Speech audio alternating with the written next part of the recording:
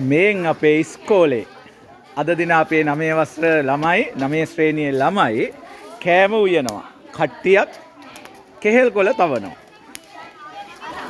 තවත් කට්ටියක් ලුණු පෙති පෙති කපලා. මොනවටද පුතේ මේ ලුණු කැපුවේ? ලස්සනට. මොකටද?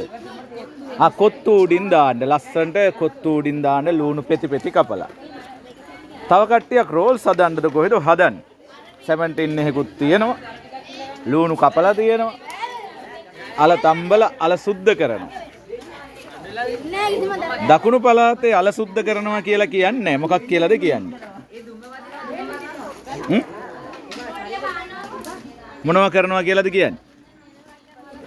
අල හොඳ කරනවා කියලා කියන්නේ. අල හොඳ කරනවා. කට්ටිය අල හොඳ කරනවා. රෝල්ස් බදින්න. තව කට්ටියක් පියුම් මිස් එක්ක මොකද්ද මේ? රයිස් එකක් හදන්නේ.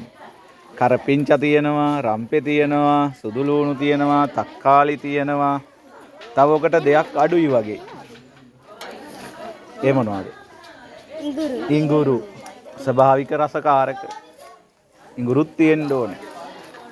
හරි. හට්ටිය නම් ලිපේ තිබ්බා. මොනවා උයන්නද මේ හදන්නේ? රයිස් එක හදන්නේ. මේගොල්ලෝ රොටි හදනවා.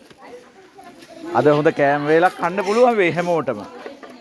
කට්ටිය රොටි හදනවා. මේ ඉන්නේ තරුත්ටි අපි.